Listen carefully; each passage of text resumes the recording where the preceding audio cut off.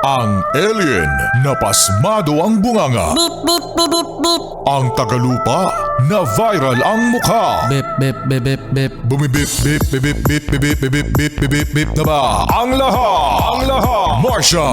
Beep, beep, beep, beep. Enrico Pañero! Beep, beep, beep, beep, beep. Beep, beep, beep, Beep, beep, beep, beep, beep. Beep, beep, beep, beep, beep. Tik-tilaok! Tik-tik-tilaok! Beep, beep, beep, beep, beep. Ito na ang 101.1 Yes FM Balitang Oy, usap-usapan ngayon mga Yes Friends sa social media ang isang contestant sa It's Showtime. Oy! It's showtime! Good morning, madlang people!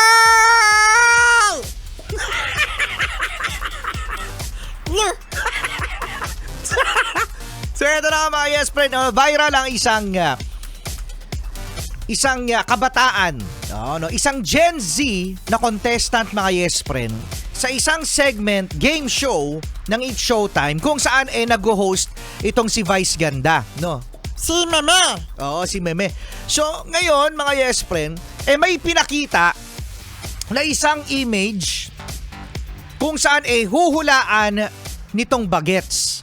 So, ngayon, itong si Bagets, hirap na hirap doon sa larawan na pinakita.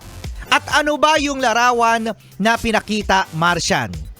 Isang nagsisimbolo kung saan ay nakatira ang Pangulo. O yun, kung saan nakatira ang Pangulo, ayun ang mga clue.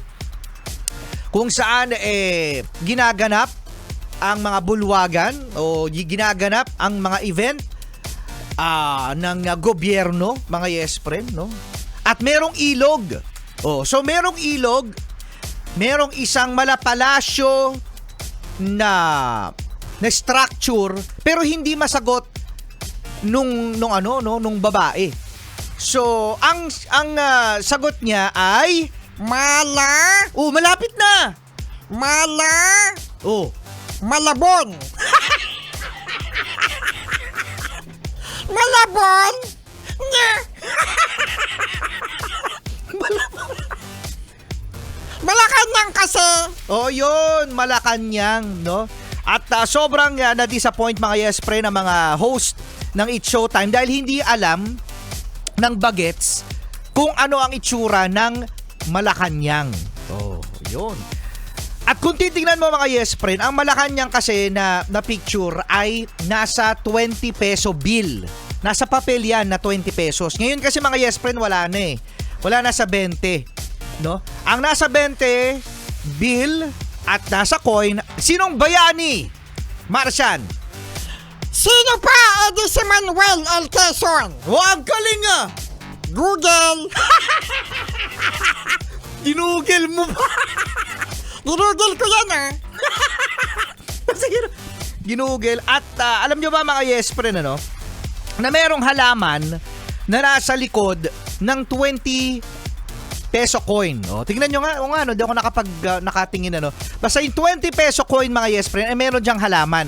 At ang halaman na yan, ang tawag dyan ay ano? nilad.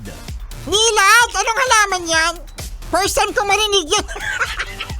Ako din May pusa din sa lumang 20. Nahanap na ba, Kiatolits? Yung pusa na yan. Di ko rin makita yung pusa na yan sa 10 piso 10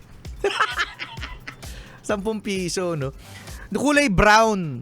Oo, simbahan. Tapos, ngayon, mga Yes Friend, itong nilad na ito ay isang halaman kung saan ay very, marami nakikita sa may Pasig River, tapos sa Manila Bay. Oo, no? Kaya doon doon nagmula ang salitang Maynila sa halamang nilad. Wow, ang galing naman nito. Google.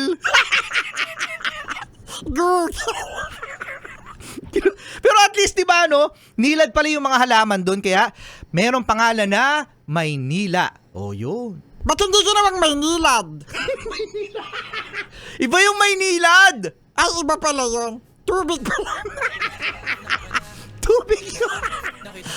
morning, good morning!